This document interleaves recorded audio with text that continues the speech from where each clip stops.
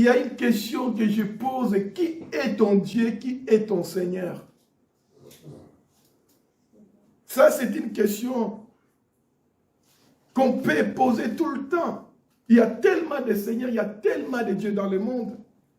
Et si on ne pose pas cette question, des fois, on pourra passer à côté. Dans le monde, il ne faut pas croire qu'il y a plus d'athées que de croyants.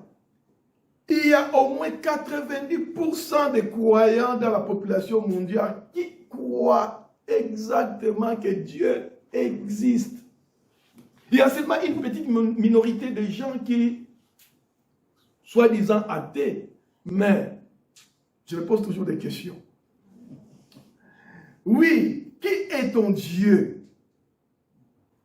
Cette question engendre un grand problème parce qu'il y a tellement de religions et à chaque religion, au-dessus, il y a quoi? Un Dieu. Vous êtes d'accord avec moi? Une religion sans Dieu, ce n'est pas une religion.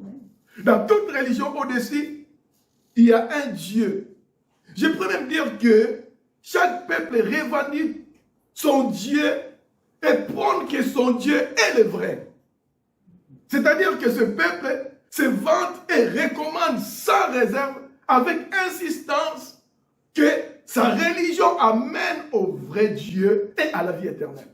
Toute religion parle de l'éternité. Aucune religion ne peut pas vous parler de l'éternité. Mais il y a tellement de formes. Il y en a d'autres qui disent, ouais, tu meurs et tu réincarnes dans l'arbre, dans un chat, dans une souris, je ne sais pas. Mais il y en a d'autres qui disent que ouais, tu rentres dans la plénitude de beaucoup de choses qui sont bonnes. La notion de l'éternité de l'homme a été toujours posée depuis la nuit des temps. Tout homme pose ces questions métaphysiques.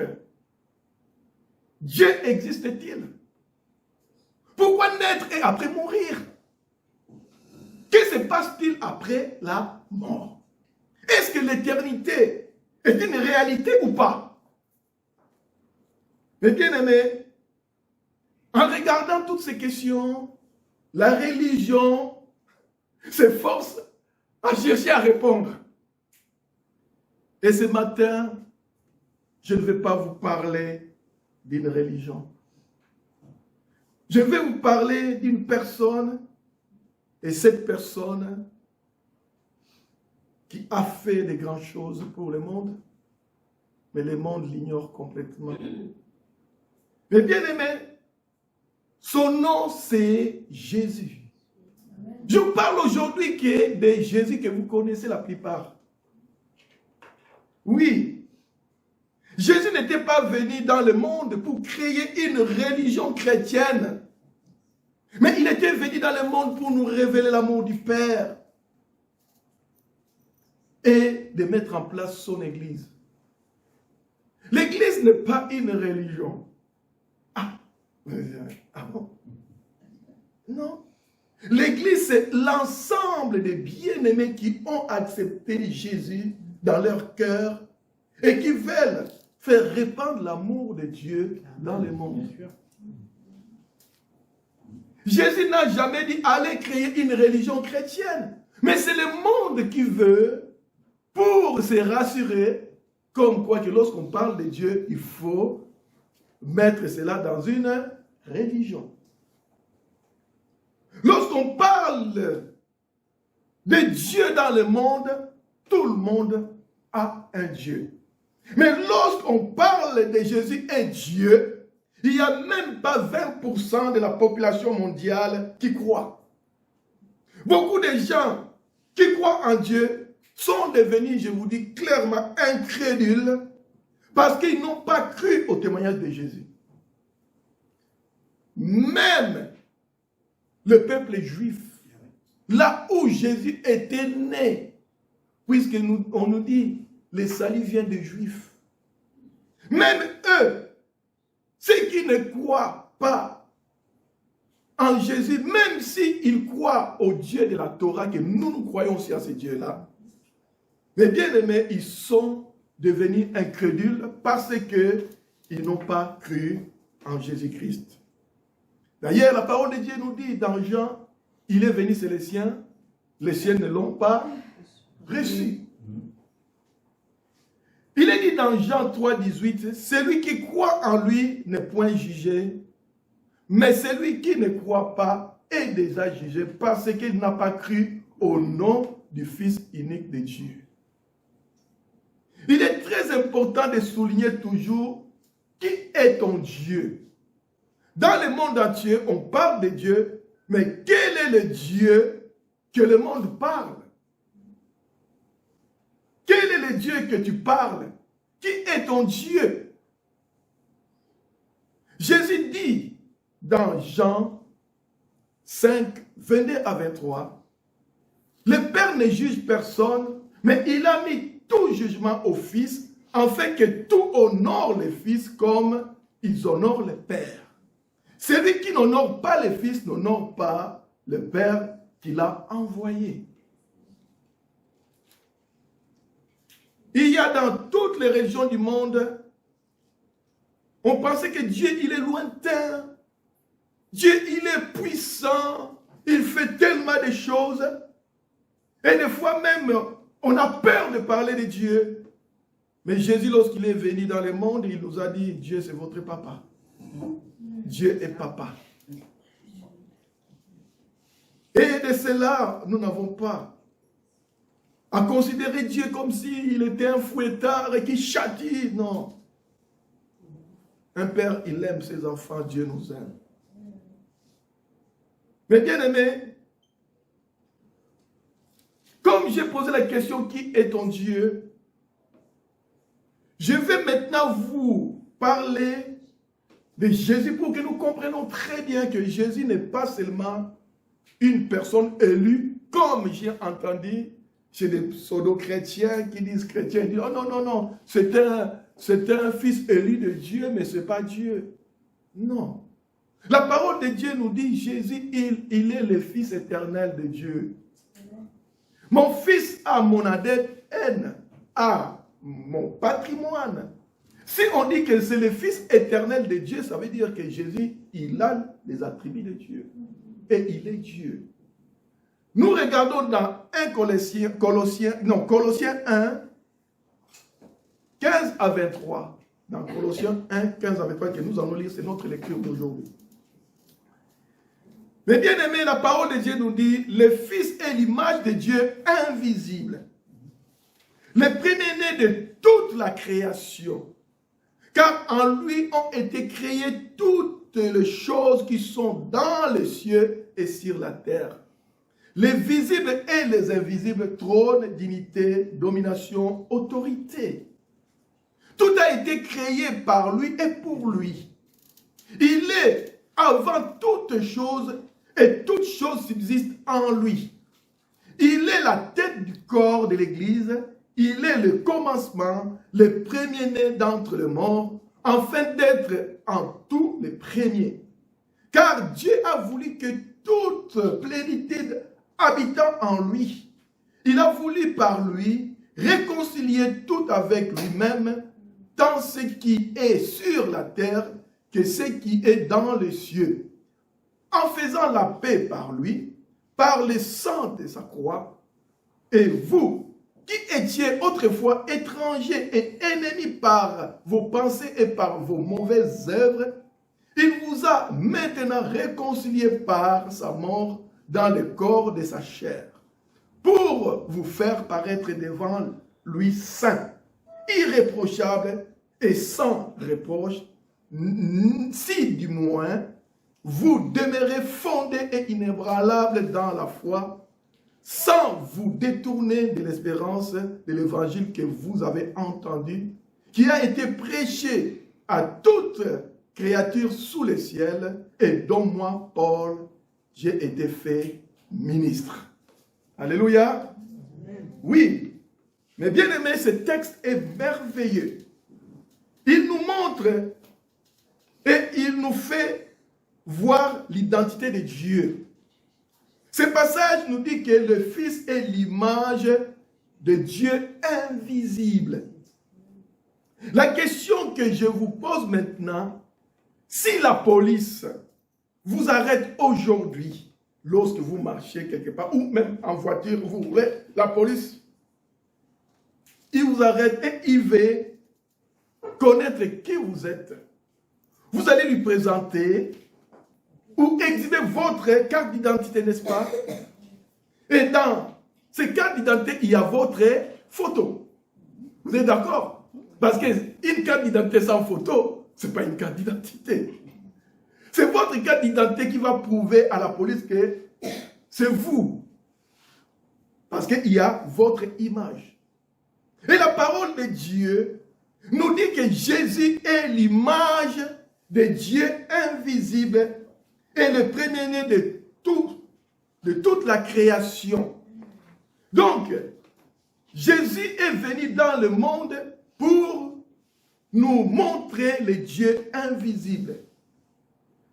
Ceci veut dire que toutes les informations de Dieu qui autrefois ne pouvaient pas nous atteindre, Jésus est venu ici pour nous les révéler et que ces informations de Dieu soient possibles. Alléluia. Jésus nous prouve l'existence de Dieu. Pour connaître Dieu, Dieu lui-même a envoyé son Fils unique dans le monde afin que le monde le connaisse. Il est venu dans le monde pour nous faire connaître le Dieu invisible. Bien-aimé. Jésus est venu dans le monde pour que nous puissions mettre une image à Dieu. Oui, nous savons que Dieu est esprit. Alléluia. Dieu est invisible. Mais il est venu visible dans le monde, visible, et son nom c'est Jésus. Et d'ailleurs, dans la parole de Dieu, dans Ésaïe, il est dit, son nom est Emmanuel. Alléluia. Emmanuel veut dire, Dieu est avec nous, ou Dieu parmi nous. Alléluia. Oui, Jésus, il est Dieu. Il a habité avec nous. Et il ne faut pas croire que Jésus, puisqu'il y a tellement de questions là-dessus. Les gens disent non, Jésus n'était pas Dieu. Non, il était ici, il y a tellement de choses, mais il ne faut pas que, mes bien-aimés, que nous cherchons à nous tortiller l'identité de Jésus. Mais la Bible est claire, lisons dans la Bible. La Bible nous montre bien qui est Jésus. Alléluia. Amen. Mais bien aimé, Jésus, avant sa mort à la croix de Golgotha, il s'était mis à rassurer ses disciples en disant que vos cœurs ne se troublent point, mais croyez en Dieu et croyez en moi. Alors qu'il continuait à exhorter ses disciples, Philippe lui dit, Seigneur, montre-nous le Père, et cela nous suffit. Mais qu'a dit Jésus? Jésus lui dit, il y a si longtemps que je suis avec vous et tu ne m'as pas connu, Philippe. C'est lui qui m'a vu, a vu le Père. Comment dis-tu, montre-nous le Père? Ne crois-tu pas que je suis dans le Père et que le Père est en moi? Les paroles que je vous dis, je ne les dis pas de moi-même, et le Père qui demeure en moi, c'est lui qui fait les œuvres. Crois-moi, je suis dans le Père et le Père est en moi. Croyez du moins à cause de ses œuvres. Ce passage se trouve dans Jean 14, 8 à 11. Les gens peuvent dire qu'on peut se tromper même dans l'identité que nous exhibons à la police. N'est-ce pas? Ça arrive, les gens qui manipulent l'identité. Souvent, on a entendu qu'il est difficile de distinguer les Asiatiques. Vous n'avez pas entendu ça? Et une seule carte d'identité peut être utilisée par plusieurs personnes. À propos de cet usage de faux, le monde occidental a beaucoup eu de problèmes d'immigration. Parce qu'il y a beaucoup de falsifications d'identité. Mais pour pallier à ces problèmes, le monde occidental a choisi de faire des cartes d'identité avec les empreintes digitales. Ah. D'ailleurs, tous les pays occidentaux ont adopté les passeports biométriques. Les passeports où il y a les empreintes digitales, voire même génétiques. Mais bien aimés, je vous dis encore ce matin, j'aime la Bible. Ah, la Bible est merveilleuse. La Bible ne peut pas dire quelque chose d'autre. La Bible est véritablement la parole de Dieu. Elle est aussi la parole de la vérité. Elle nous éclaire en toutes choses, mes bien-aimés. Regardons qu'est-ce qui est écrit dans Hébreux 1, 3. Il est dit ceci, le Fils est le reflet de sa gloire et l'empreinte de sa personne. Hein? Vous avez compris? Et soutenant toutes choses par sa parole, il a fait la purification des péchés et s'est assis à la droite de la majesté divine dans les lieux célestes. La Bible dit clairement que Jésus est l'empreinte de la personne de Dieu. Mais bien aimé, mon frère, ma sœur, ton empreinte c'est toi. Et d'ailleurs les empreintes digitales sont uniques. On ne peut pas les falsifier. On peut les effacer puisqu'il y a beaucoup de criminels. Lorsqu'ils font ça, et il efface, mais on dit, oh, attendez, quelques moments là, vous restez à côté. Et puis après le temps, ça réapparaît. Ça pousse. Ça réapparaît. Et mes bien-aimés, la parole de Dieu ne peut pas nous mentir. Et même, je vous dis, même les vrais jumeaux homozygotes, ils ont le même code génétique qui ne change pas. Mais les empreintes, ça change. Les empreintes changent. Alors que le code génétique, il y a des failles. Dans le code génétique, ça ne change pas. S'ils sont homozygotes, c'est-à-dire qu'un œuf qui s'est divisé en deux, ou ça peut se diviser en trois, ou même en quatre. Et là, code génétique, ça faille. Ils regardent, c'est la même chose. Mais là, ça change. C'est comme ça qu'on les arrête. On dit code génétique, c'est la même chose, mais les empreintes, c'est pas la même chose. Pourquoi? Parce que Dieu nous parle des empreintes digitales dans Job 37.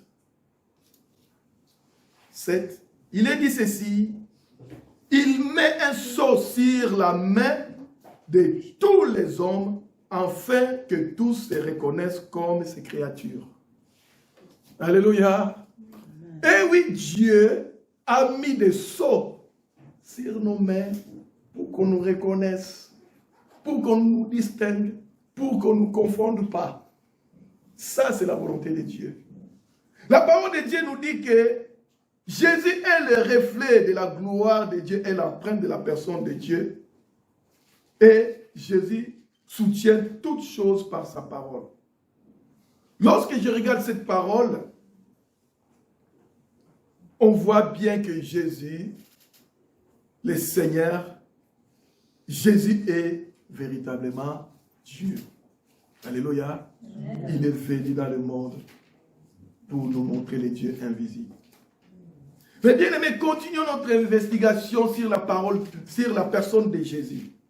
Il est écrit dans ce texte que, car en lui a été créé toutes les choses qui sont dans les cieux et sur la terre, les visibles et les invisibles, trône, dignité, domination, autorité. Mais bien aimés, les gens peuvent nous dire que là où vous êtes en train de parler de Dieu, de la Bible, c'est le Dieu des chrétiens. C'est le Dieu des chrétiens. Jésus est le Dieu des chrétiens. Mais la Bible nous dit que toutes choses ont été créées par lui et pour lui.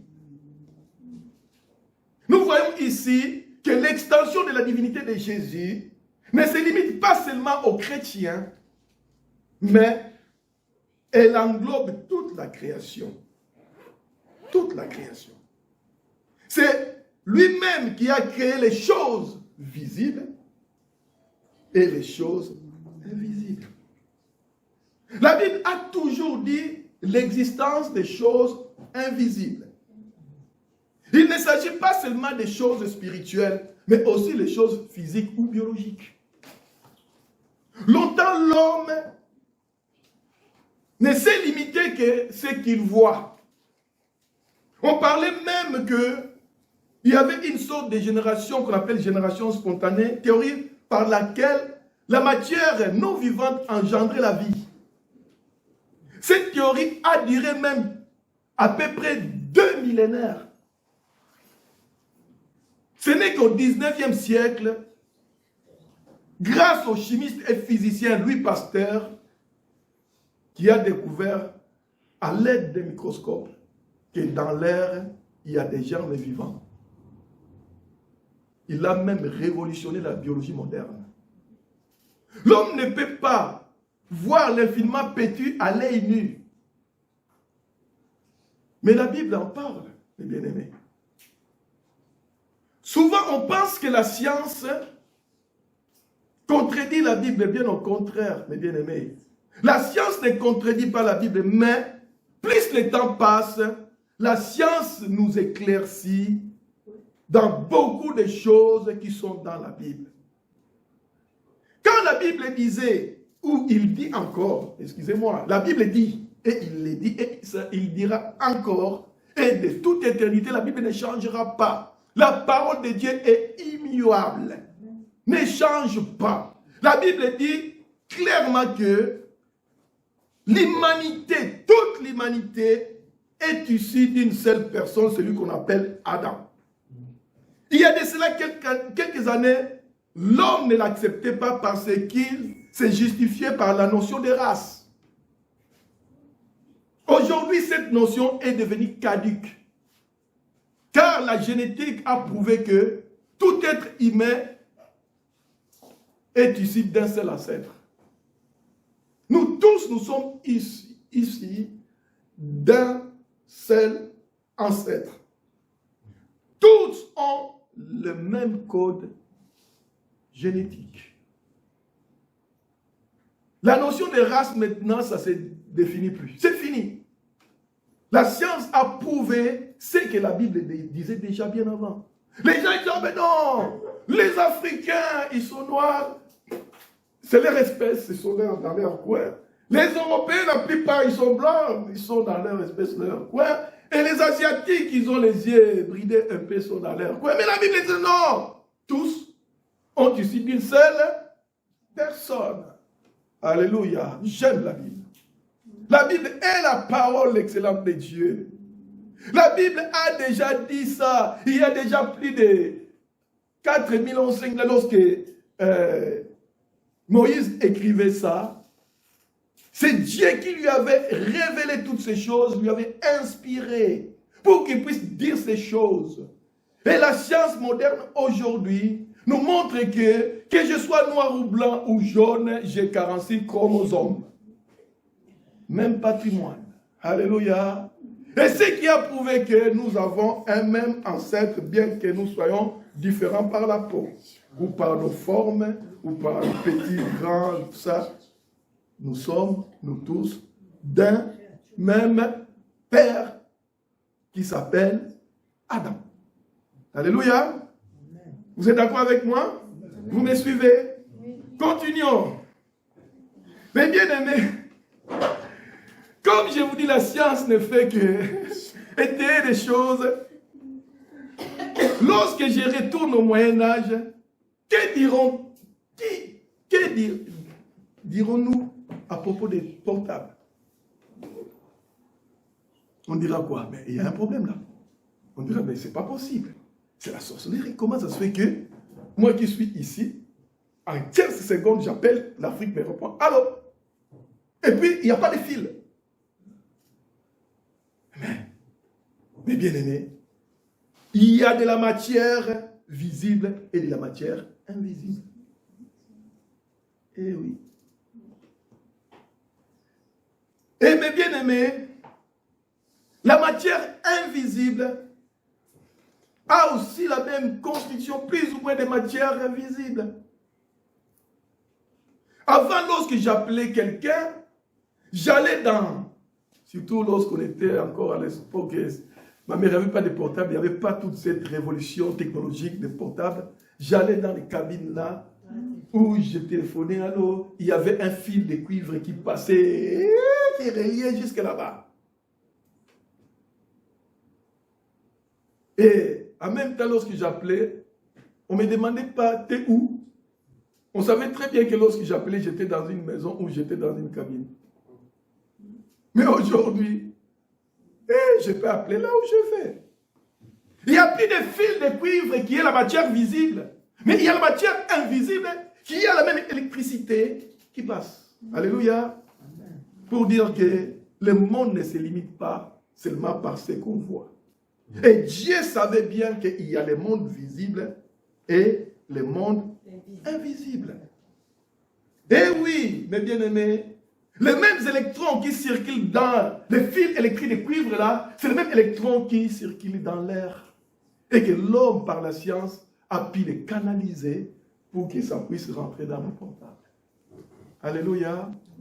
Souvent, étant donné qu'on a fait beaucoup de choses de science, beaucoup de gens disaient, oui, il y a des problèmes, des ondes, des choses comme ça. Eh bien, mais le monde a toujours eu des ondes électriques, des foudres. C'est l'électricité. Hein? Mais c'est l'homme, par sa science, il a pu les canaliser. Mais il y a tellement de polémiques. Oh, ouais, c'est encore des maladies, des choses comme ça. Non. Lorsque nous sommes avec Dieu, mes bien-aimés, il ne faut pas croire que c'est le diable qui crée les choses, comme je vous dis tout le temps. C'est l'homme qui crée les choses parce que Dieu lui a donné la capacité de créer les choses. Mais c'est le diable qui vole ce que l'homme crée pour faire n'importe quoi. Vous comprenez? Ok. L'homme a cette capacité aujourd'hui de pouvoir faire les choses. Parlons de l'homme. L'homme est charnel, carapace visible que nous voyons là. Je vois Mani qui est là, visible parce que je vois quoi? Sa carapace visible. Mais il y a aussi une entité invisible qu'on appelle esprit, qui est en nous. L'homme n'est pas que charnel, c'est que nous voyons, l'homme est aussi esprit. Et ça ne sera pas le sujet d'aujourd'hui. On en parlera prochainement. Christ est venu dans le monde pour nous prouver que le Dieu esprit invisible existe.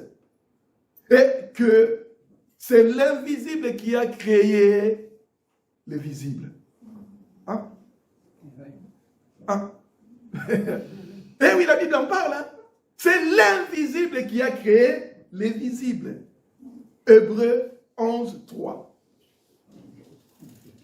Jésus, il est la tête du corps de l'Église.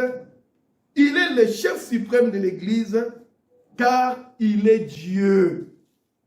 Un homme ne peut pas être le chef de l'Église. Amen. Il n'y a que Dieu seul Amen. Qui peut être le chef de l'Église, c'est Jésus. Amen. Alléluia. Amen. Oui, mes bien-aimés. Lorsque Jésus est venu dans le monde, il a bouleversé l'histoire de l'humanité.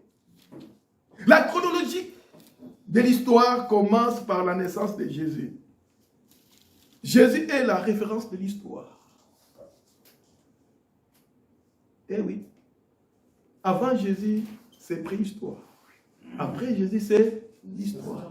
Jésus est dans le point de l'an 0. On met clairement la naissance de Jésus, même si ça a été un peu aléatoire, mais dans l'histoire, on met la référence 0, c'est Jésus. Même s'il ne croit pas à l'existence de Jésus, il est Dieu, mais au moins, Jésus apparaît dans la clé de l'histoire. Alléluia. Mais bien aimé, il est le commencement et le premier-né d'entre les morts. Il est le seul qui a anéanti la mort par sa résurrection. Il est le seul aussi qui est résisté d'entre les morts depuis la création de l'humanité. Et en lui habite toute la plénitude de l'existence. Nul n'est revenu à la vie depuis la création de Dieu. Il n'y a que Jésus-Christ qui est résisté aujourd'hui. Et il est vivant. Nous ne parlons pas d'un Dieu qui est mort, mais nous parlons d'un Dieu qui est vivant. Il est vivant. Mais bien aimé, par Jésus, Dieu s'est réconcilié avec lui-même. Vous savez, Dieu est amour. Dieu n'a jamais voulu la mort de l'être humain par sa rébellion. Dieu n'était pas tranquille. Dieu n'était pas en paix de voir que l'homme qu'il a créé par son image, l'homme qu'il a tant aimé, de le voir se détruire et de partir à néant. C'est pour ça que Jésus, le Fils de Dieu, est venu dans le monde pour racheter l'homme par son sang. C'est ainsi que Dieu a reçu la paix dans son cœur de pouvoir sauver l'homme de la mort. Alléluia. Dieu a sauvé l'homme de la mort par Jésus. Il est dit ceci dans Ephésiens 1, 7. En lui, nous avons la rédemption par son sang, le pardon des péchés selon la richesse de sa grâce. Il a fallu que Jésus, le Fils de Dieu, vienne lui-même au monde pour réconcilier Dieu avec le monde et de réconcilier Dieu avec l'homme qu'il a créé. 2 Corinthiens 5, 18 à 19. Dieu est tellement bon, mes bien-aimés. C'est ainsi qu'il a donné aussi à tous ceux qui sont réconciliés avec lui par Jésus le ministère de la réconciliation. Alléluia. Il nous a donné ce ministère de la réconciliation. Il fait que nous réconcilions, mes bien-aimés, nos frères et sœurs avec Dieu. Il ne veut pas que nous restons tous seuls entre nous. Oh, je suis très content. Je vois que les prospectus sont en train de sortir pour qu'on puisse dire aux uns aux autres, venez et goûtez. Voyez combien Dieu il est bon. Amen. Alléluia. Amen. Il est dit dans 2 Corinthiens 5, 20, nous faisons donc les fonctions d'ambassadeurs pour Christ, comme si Dieu exhortait par nous. Nous vous en supplions au nom de Christ, soyez réconciliés avec Dieu. Alléluia. Nous n'imposons pas les gens Dieu, mais nous les apportons Dieu pour qu'ils puissent se réconcilier eux-mêmes avec Dieu. Parce que Dieu n'est pas pour qu'on puisse l'imposer. Ah, Dieu, il faut... Non. Dieu, il a dit seulement, allez, annoncez la bonne nouvelle. Celui qui croira sera sauvé. Et celui qui ne croira pas sera jugé de son choix. Alléluia. Comme nous avons reçu la paix de Dieu, et mes bien-aimés, Dieu nous demande que nous soyons des instruments de paix pour l'humanité. Des instruments de paix. Une personne qui n'a pas la paix ne pourra jamais mettre la paix autour de lui. Mais une personne qui a reçu la paix, il est capable de procurer la paix autour de lui. Et nous avons reçu cette paix en Jésus. Pourquoi gardons-nous cette paix en nous-mêmes? Non. Regardez, le monde est dans la paix ou pas? Le monde n'est pas dans la paix. Le monde est dans les tourments. Le monde est dans les troubles. Le monde est dans la confusion. Il n'y a pas la paix. Mais nous, le Seigneur nous dit, ne vous inquiétez de rien. Faites-moi confiance et que votre paix demeure. Que votre paix ne dépend pas des circonstances que nous voyons autour de nous. En Jésus, nous ne sommes plus pécheurs, mais saints. Eh oui, sans défaut et sans reproche. Oh, en Jésus n'a plus à te reprocher. Hein? Ok? Le saint n'est pas une personne qui est morte, qu'on a béatifié ou canonisé, machin, tout ça c'est les morts. Les saints sont des vivants en Jésus-Christ. Alléluia. C'est Jésus-Christ qui a donné sa vie et qui nous a lavés et purifiés par son sang pour apparaître devant Dieu. Saint et irréprochable. Du moins que nous demeurons fondés et inébranlables dans la foi. Sans la foi, mes bien-aimés, il est impossible d'être agréable à Dieu. Or, nous savons que c'est Jésus qui suscite la foi et qui l'amène à la perfection. Alléluia. Jésus est la seule personne qui suscite la foi dans le cœur de l'homme qui croit en lui. Il est le rémunérateur de la foi. Jésus est la représentation de la réalité divine dans le monde. C'est ainsi qu'il est capable de nous redonner l'éternité si nous croyons en lui. Il a effacé les jugements qui nous condamnaient à mort par notre ancêtre Adam pour nous donner la justification qui nous donne la vie en Dieu. C'est Jésus qui a fait cette œuvre, mes bien-aimés. C'est par la foi que le Saint-Esprit témoigne à notre esprit que nous sommes enfants de Dieu. Christ est Dieu, il est aussi le seul chemin qui nous amène au Père. Jean 14, 6. Jésus est le seul nom qui nous a été donné par Dieu le Père pour être sauvés. Acte 4, 12. Jésus a accompli sa mission, c'est ainsi qu'il a reçu le pouvoir, d'ailleurs tout pouvoir dans les ciels et sur la terre. Amen. Matthieu 28, 18. Jésus s'est humilié lui-même, se rendant obéissant jusqu'à la mort, même jusqu'à la mort de la croix.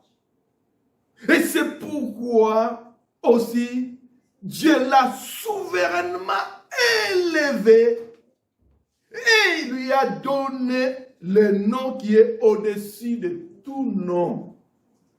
Afin qu'au nom de Jésus, tout genou fléchisse dans les cieux, sur la terre, sous la terre, et que toute langue confesse que Jésus-Christ est Seigneur à la gloire de Dieu le Père. Amen. Alléluia. Amen. Philippiens 2, 8 à 11. Jésus est le roi des rois, le Seigneur des seigneurs. Apocalypse 17, 14. Aujourd'hui, mes bien-aimés, Jésus-Christ est à la droite de Dieu le Père et il intercède pour ceux qui croient en son nom. Amen. Amen. Romains 8, 34. Et pour terminer, mes bien-aimés, nous allons lire dans 1 Jean 5. Alléluia. C'est une confirmation encore de ce que je lis, de ce que je vous ai présenté. Parce que ma foi n'est pas fondée sur ce que les gens ont dit, mais ma foi est fondée sur ce que la Bible dit. C'est la Bible qui est l'autorité de ma foi. Et je dis à vous aussi que la Bible soit l'autorité de votre foi. Amen. Sinon, vous serez emportés dans des choses, des mensonges des hommes. Soyons comme des hommes débérés. Lorsqu'il disait quelque chose, il fouillait dans les Écritures pour voir si il est écrit. Voici ce qu'il est écrit, mes bien-aimés, que nous allons terminer par ça. Il est dit ceci. Nous savons que nous sommes des dieux et que le monde entier est sous la puissance du malin. Nous savons aussi que le Fils de Dieu est venu et qu'il nous a donné l'intelligence pour connaître le véritable. Et nous sommes dans le véritable en son Fils Jésus-Christ. C'est lui qui est le Dieu véritable et la vie éternelle. À lui soit la gloire, l'honneur, l'autorité, la puissance pour des siècles. Amen. Soyez bénis au nom de Jésus.